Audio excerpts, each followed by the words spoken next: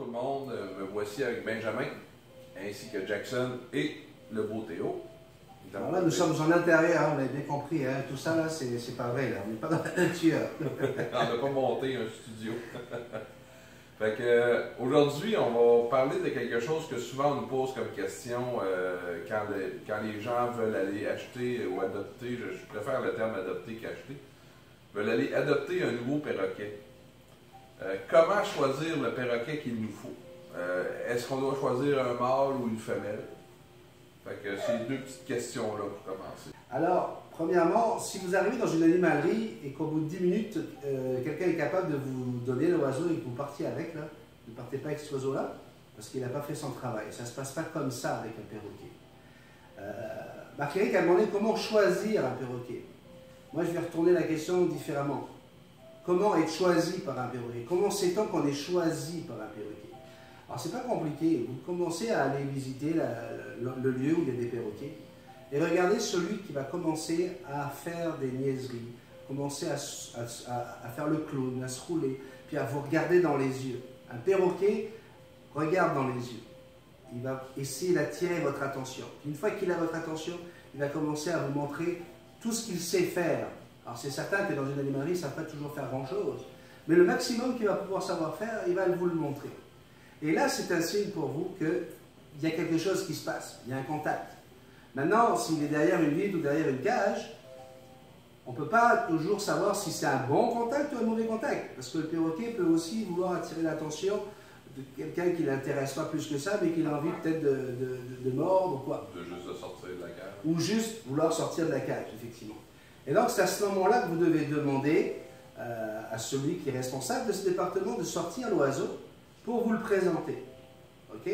On rappelle encore une fois, si jamais on vous ouvre une cage et qu'on vous dit aller le chercher dans la cage, c'est que la personne ne connaît pas les perroquets. On ne rentre pas la main dans une cage de perroquet. Seule la personne du magasin qui a l'habitude de le faire pour changer l'eau, pour changer la bouffe, peut le faire parce que le perroquet est déjà habitué à cela. Ça vous inclut aussi. Une fois à la maison, c'est vous qui changez les bols d'eau, etc. Vous pouvez rentrer la main dans la cage de vos perroquets. Par contre, les étrangers ne doivent pas le faire. Vos invités ne doivent pas le faire. Vos enfants, le moins possible, même si le perroquet est habitué à leur présence. Mais même vous, lorsque vous voyez que votre perroquet a envie de rester tranquille au fond de sa cage, laissez-le donc tranquille. Ne le forcez pas. S'il a envie de venir avec vous, vous allez le voir dans des images dans quelques instants, vous allez voir qu'il va faire ce qu'il faut pour venir avec vous. D'accord? Donc à ce moment-là, vous avez votre perroquet.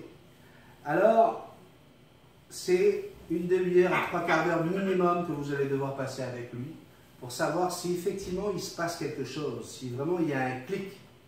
Et Marc-Éric pourra vous le témoigner parce que j'ai été conseiller animalier dans les différents endroits où il a pu adopter Coco et Gringo. Et ma règle à moi en tout cas c'était, écoute, tu as passé un bon moment, il t'a reconnu. Effectivement, on voit quand l'oiseau a une attitude en voyant Marc-Éric quand il passait à l'animerie. Je dis, t'as reconnu, tout va bien, mais tu vas revenir une prochaine fois avant de l'acheter. Et surtout, apprivoise-le avant de décider de l'apporter chez toi.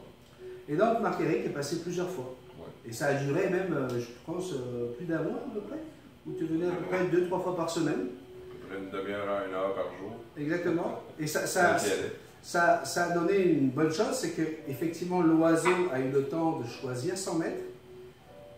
Le maître a eu le temps de faire copain avec le gars qui lui proposait l'animal, et c'est ce qui fait qu'aujourd'hui on est ensemble dans ce sens. On parle de ça il y a quand même plus de 4 ans hein, déjà. Hein. Ouais. Ouais. Et vous voyez, vous avez vu comment ça a évolué, comment Marc-Éric a évolué avec son oiseau, avec ses oiseaux.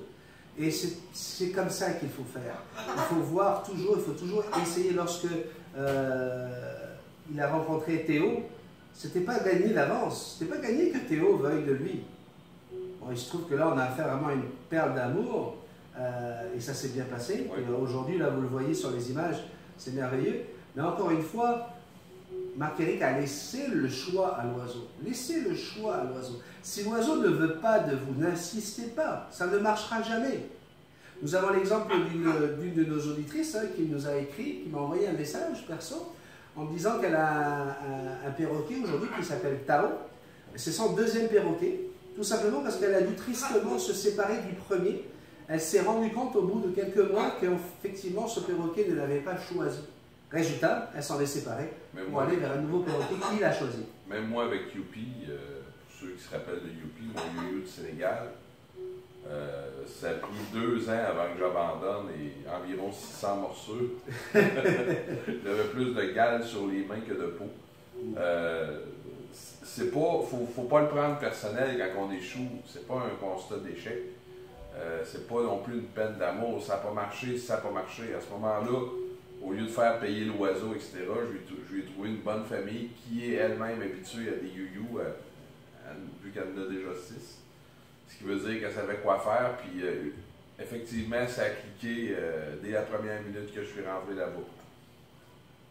Aussi, un truc comme ça, les premières minutes, essayez d'ignorer le perroquet, allez pas le voir comme si c'était une bête de foire, parce que c'est trop intelligent pour se faire prendre de haut comme ça par les êtres humains.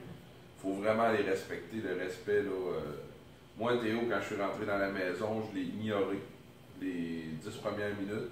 Puis là, vu que je l'ignorais et qu'il n'aime pas ça, se faire ignorer, vu que c'est une petite vedette, ben, il me courait après sur le plancher parce que Théo n'aime pas voler. Il me courait après sur le plancher, puis il a fini par grimper sur moi, il s'est installé sur mon épaule, puis là, il m'observait d'un œil. D'ailleurs, l'expression observer d'un œil vient du perroquet.